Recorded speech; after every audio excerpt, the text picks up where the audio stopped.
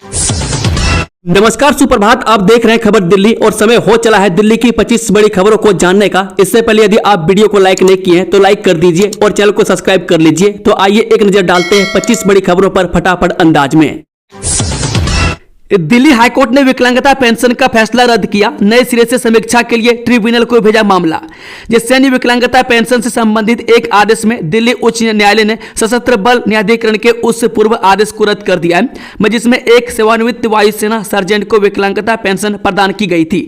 न्यायालय ने मामले को नए सिरे से विचार के लिए न्यायाधिकरण को वापस भेज दिया है। इस मामले की सुनवाई 17 जुलाई 2025 को न्यायमूर्ति सी हरिशंकर और न्यायमूर्ति अजय दिगपोल की खंडपीठ द्वारा की गई। डीटीसी की सेवा दिल्ली से सीधे बड़ौद तक। दिल्ली से इंटर स्टेट इलेक्ट्रिक बस सेवा शुरू करने की तैयारी।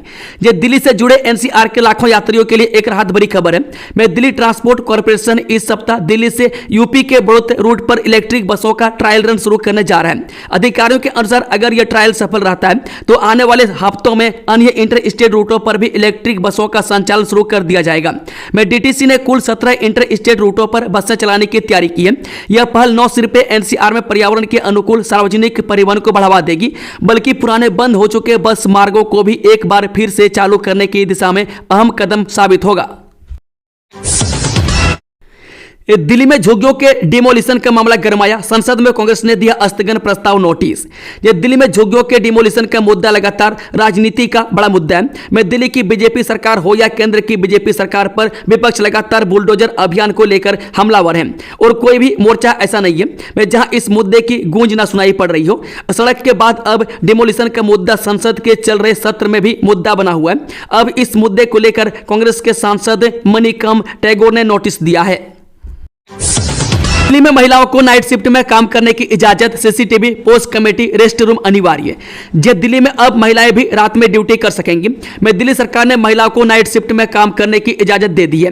मैं सरकार की तरफ से कहा गया कि महिलाओं को नाइट शिफ्ट में कार्य करने की अनुमति देने का निर्णय लिया है। इसके लिए सख्त प्रावधान किए गए हैं।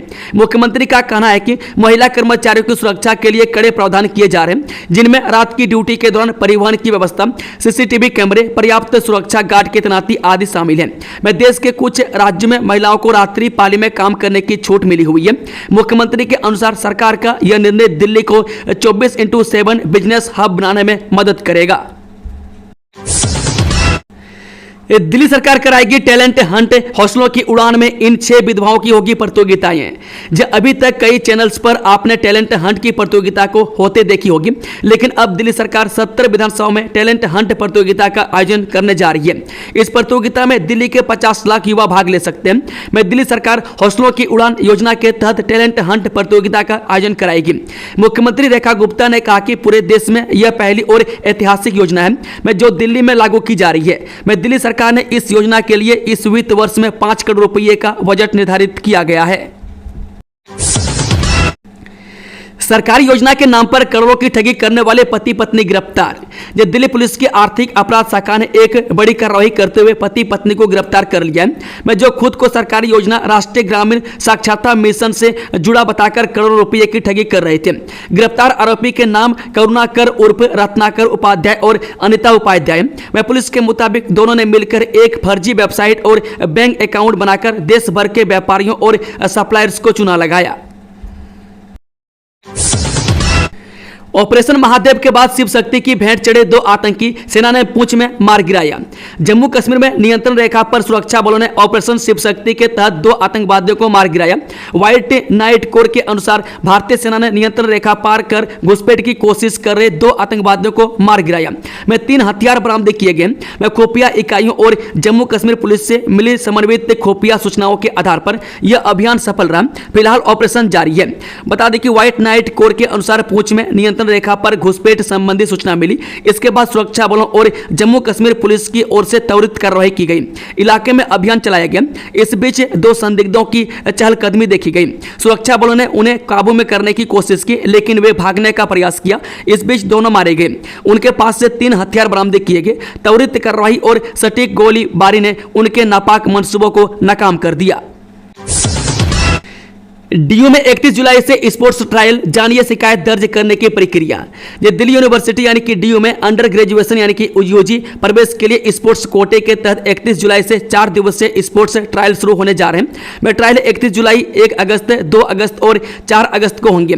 31 जुलाई को 12 विभिन्न खेलों के लिए उम्मीदवार अपनी प्रतिभा का प्रदर्शन करेंगे।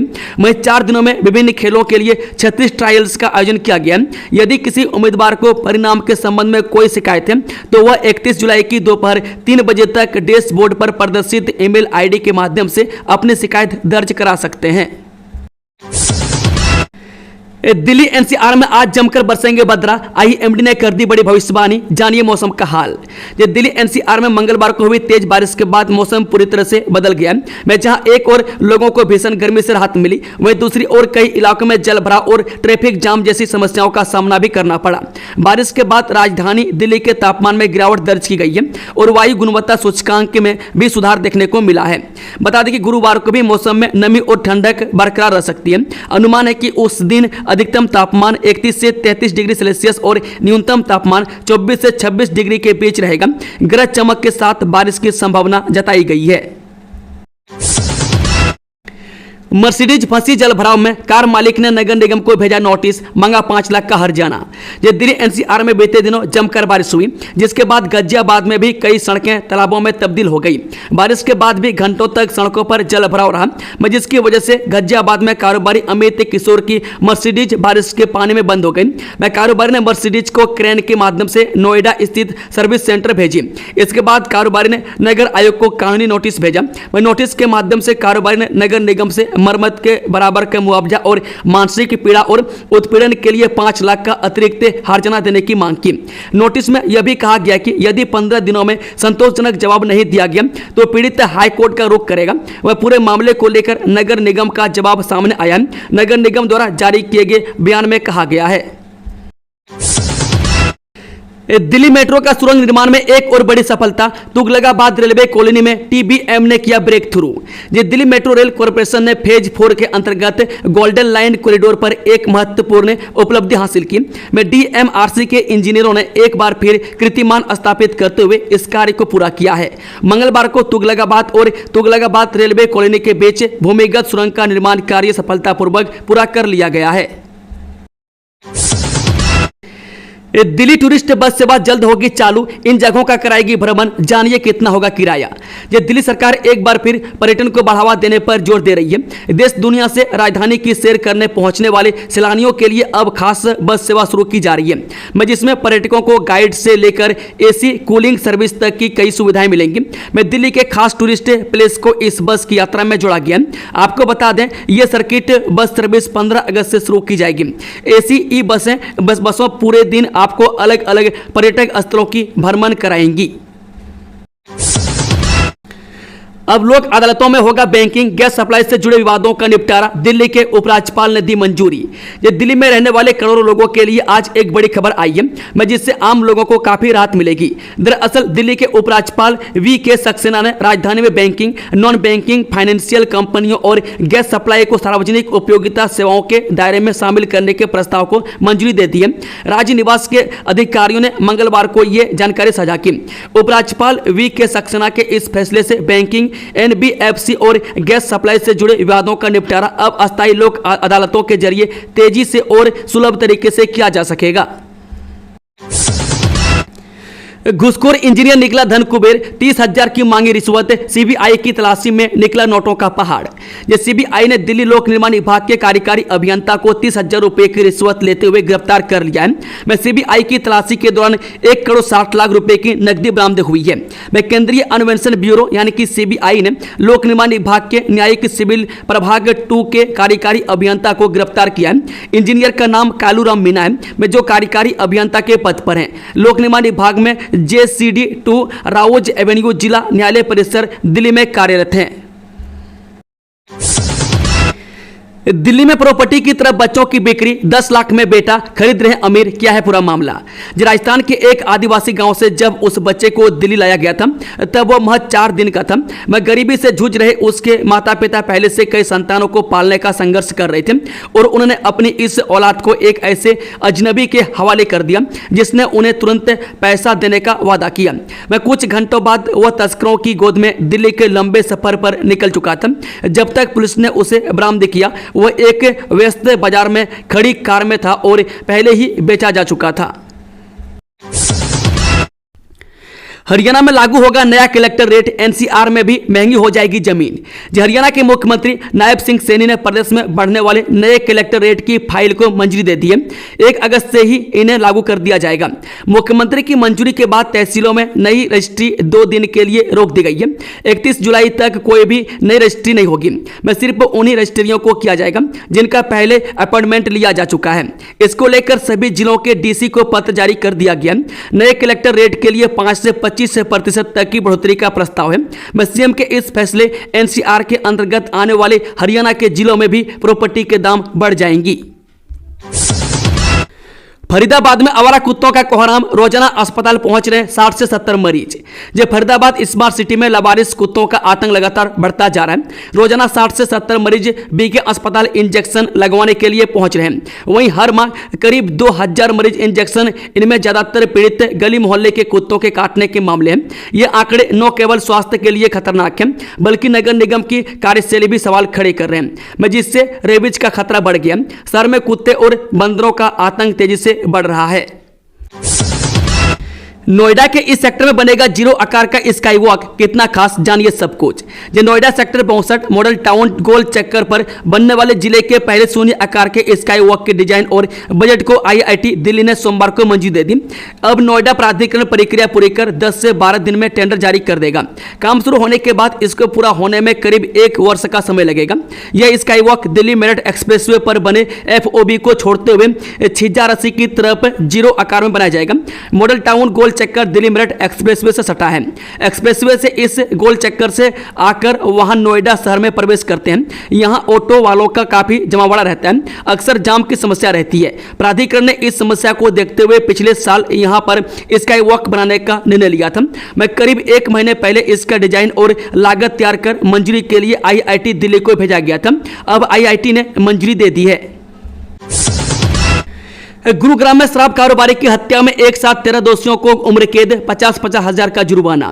गुरुग्राम की एक अदालत ने गैंगस्टर बिंदर गुर्जर के बड़े भाई शराब कारोबारी मनीष गुर्जर की हत्या के मामले में एक साथ 13 दोषियों को उम्र कैद की सजा सुनाई। कोर्ट ने सभी दोषियों पर 50-50 हजार रुपये का जुर्माना भी लगाया। पुरानी रंजिश के चलते उसकी हत्या कर दी गई थी। दिल्ली मेरठ एक्सप्रेसवे के सभी 15 अंडरपास में लगेंगे सीसीटीवी कैमरे, ये होंगे फायदे। गाजियाबाद के यूपी गेट से डसना तक दिल्ली मेरठ एक्सप्रेसवे के सभी 15 अंडरपास पर सीसीटीवी कैमरे लगाए जाएंगे। इनकी मदद से ट्रैफिक कंट्रोल करने के साथ ही नियम तोड़ने वाले वाहनों का चालान किया जाएगा। पुलिस हर गतिविधि पर नजर रख सकेगी। मेरठ एक्सप्रेसवे पर यातायात को सुरक्षित और सुगम बनाने के लिए यातायात पुलिस ने अंडरपास में सीसीटीवी कैमरे लगाने का प्रस्ताव दिया है। National highway authority of India ने प्रस्ताव मिलने पर कैमरे लगाने के लिए सर्वे शुरू कर दिया है। विस्तृत परियोजना रिपोर्ट तैयार की जा रही है। इसे मंजूरी के लिए मंत्रालय को भेजा जाएगा। सीसीटीवी कैमरे लगने से यातायात नियमों का उल्लंघन करने वालों की निगरानी रखी जा सकेगी। कैमरों लगने के बाद एक्सप्रेसवे पर सुरक्षा बेहतर होगी। दिल्ली सरकार ने कारोबारियों और उद्योगपतियों को दी राहत, फैक्ट्रियों को निगम से लाइसेंस से छूट। दिल्ली में अपना बिजनेस करने की सोच रहे लोगों के लिए अच्छी खबर है। दिल्ली सरकार ने कारोबारियों और उद्योगपतियों को राहत देने के लिए एक बड़ा महत्वपूर्ण निर्णय लिया है। अब दिल्ली सरकार एवं DSIIDC द्वारा मान्यता प्राप्त औद्योगिक क्षेत्र में फैक्ट्रियों को नगर निगम से लाइसेंस नहीं लेना होगा। दिल्ली सरकार ने इस कदम को कारोबार करने को आसान बनाने की दिशा में एक महत्वपूर्ण निर्णय बताया है। सरकार द्वारा किए गए बदलाव के तहत यदि किसी फैक्ट्री के पास MSME उद्यम में पंजीकरण अथवा GNCTD DSIIDC का अलॉटमेंट लेटर या लीज डीड है तो वही दस्तावेज अब धारा 416 या 417 दिल्ली नगर निगम अधिनियम के अंतर्गत फैक्ट्री लाइसेंस के रूप में मान्य होगा। इससे उद्योगों को न केवल अनावश्यक कागजी प्रक्रिया से छुटकारा मिलेगा बल्कि लाइसेंसिंग प्रक्रिया में पारदर्शिता और जवाबदेही भी सुनिश्चित होगी। बिना लाइसेंस सप्लाई कर रहे थे नकली दवाएं, ड्रग्स कंट्रोल विभाग ने ऐसे किया भंडाफोड़। जी राजधानी दिल्ली में ड्रग्स कंट्रोल विभाग को नकली दवाइयों को पकड़ने में बड़ी सफलता मिली है। पश्चिम बिहार इलाके में ड्रग्स कंट्रोल विभाग दिल्ली सरकार ने एक बड़ी कार्रवाई करते हुए 1 करोड़ 3 लाख रुपये से अधिक कीमत की अवैध रूप से जमा की गई दवाएं जब्त की है। यह छापेमारी विभाग की इंटेलिजेंस सेल से मिली सूचना के आधार पर की गई, जिसमें एक आवासीय परिसर में बिना लाइसेंस के दवाओं का स्टोरेज और डिस्ट्रीब्यूशन की जानकारी मिली थी। ड्रग्स कंट्रोल विभाग की एक विशेष टीम ने यह छापा मारा और बड़ी कार्रवाई की। दिल्ली को कूड़े से आजादी, सीएम रेखा गुप्ता ने लॉन्च किया खास अभियान। जानिए मिशन से जुड़ी बड़ी बातें।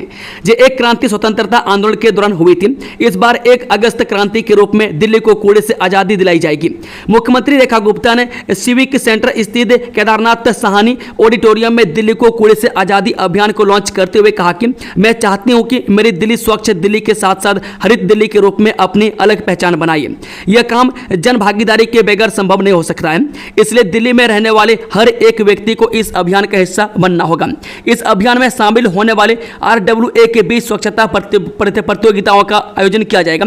वह फर्स्ट आने वाले RWA को 25 लाख, दूसरे और तीसरे स्थान पर रहने वाले RWA को 15 लाख और 10 लाख का इनाम दिया जाएगा। सीएम ने कहा कि इसके अलावा वार्ड को 50 लाख और विधानसभा को 1 करोड़ रुपये का इनाम दिया जाएगा। गैर हाजिर रहने पर मजिस्ट्रेट कोर्ट ने FSL डायरेक्टर को दिया कारण बताओ नोटिस। राउज एवेन्यू की एक मजिस्ट्रेट अदालत ने मंगलवार को दिल्ली की फॉरेंसिक साइंस लेबोरेटरी के डायरेक्टर को कारण बताओ नोटिस जारी कर उनसे पूछा कि अदालत में पेश नहीं होने के लिए उनके खिलाफ उचित कार्रवाई क्यों नहीं की जाए। मामला दिल्ली के पूर्व मुख्यमंत्री अरविंद केजरीवाल और अन्य के खिलाफ 2019 में सार्वजनिक संपत्ति को कथित तौर पर नुकसान पहुंचाने का है, जिसमें कार्रवाई आगे बढ़ाने के लिए FSL की रिपोर्ट का इंतजार हो रहा है। पिछली सुनवाई पर अदालत ने FSL के डायरेक्टर को अदालत में पेश होने का निर्देश दिया था। 25 साल के सीए ने मुंह में हीलियम गैस भरकर की आत्महत्या। नोट में लिखा, मेरे लिए मौत जीवन का सबसे खूबसूरत हिस्सा है। दिल्ली के बाराखंबा थाना इलाके में एक चार्टर्ड अकाउंटेंट ने मुंह में हीलियम गैस भरकर आत्महत्या कर ली है। दिल्ली में हीलियम गैस भरकर आत्महत्या का यह पहला मामला है। मृतक का नाम धीरज कंसल था। वह गुरुग्राम की एक कंपनी में काम करता था। मृतक ने आत्महत्या करने से पहले फेसबुक पर एक सुसाइड नोट पोस्ट किया था, जिसमें लिखा था, मेरे लिए मौत जीवन का सबसे खूबसूरत हिस्सा है, कृपया मेरी मौत पर दुखी न हो। आत्महत्या करना बुरी नहीं है क्योंकि मुझ पर किसी की जिम्मेदारी नहीं है। मृतक ने सुसाइड पोस्ट में अपनी मौत का किसी को जिम्मेदार नहीं ठहराया। सोमवार सुबह मंडी हाउस के नजदीक बाजार लेन स्थित घर के अंदर ही धीरज ने खुदकुशी की थी। मृतक की उम्र 25 साल थी और वह अविवाहित था।